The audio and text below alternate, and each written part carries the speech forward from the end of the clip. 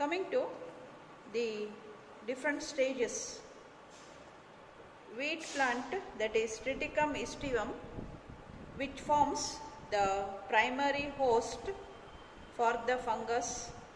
Okay, the dikaryotic mycelium found in the wheat plant, which gets profusely branched, septate, and the cells have two nuclei, binucleated condition.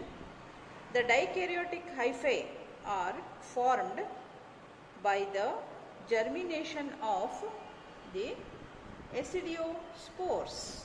Okay, on the primary host wheat plant, the Puccinia is produced. The mycelium of the Puccinia is produced by the acidiospores. On the basis of the nature of the spores, the life cycle of the Puccinia graminis is again divided into iridospore stage, teletospore stage, basidiospore stage, pycnidiospore stage, and acidiospore stage. Now first let us consider iridospore stage.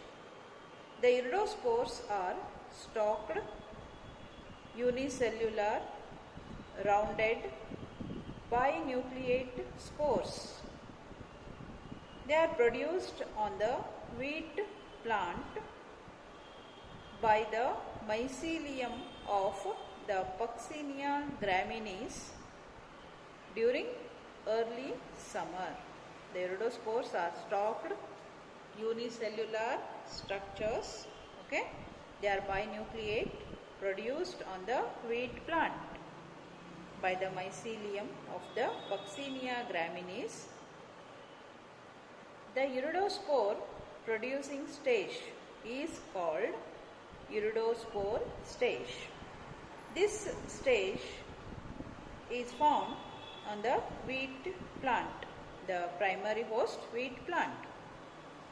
The wheat plant becomes infected by means of acidiospores, which are produced on the alternate host, the barberry plant.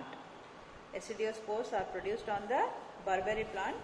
They are carried on wheat plant and where they get to germinate. Okay. During the early summer, acidiospores infect wheat plant and produce dikaryotic mycelium. During early summer, acidiospores infect the primary host wheat plant and produce dikaryotic mycelium. The mycelium enters through the stomata and develops in the intercellular spaces of the tissues of the leaf and the stem. The fungus produces a number of reddish brown pustules, as you are observing on the chart, red streaks. Okay, they get infected on the wheat plant. In the first figure, you are observing red streaks on the wheat plant.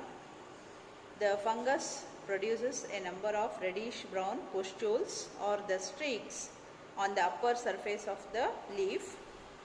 Each pustule is called iridosorus. Okay, it is consisting of number of iridospores. Each iridospore has a spore cell,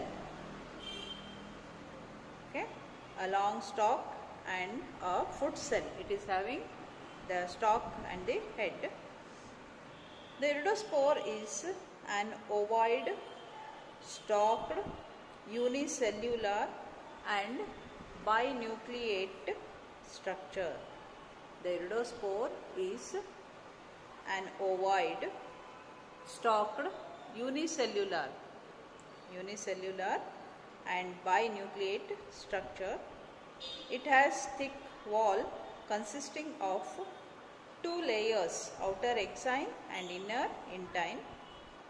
The inner layer has four thin areas called germ pores. the epidermis of the host plant bursts. It kept open due to the pressure of the developing iridosaurii, and thus the iridospores are get liberated. The iridospores are carried by means of wind currents, okay, and they get transferred to the fresh, healthy wheat plant. The iridospores germinate on the wheat plant.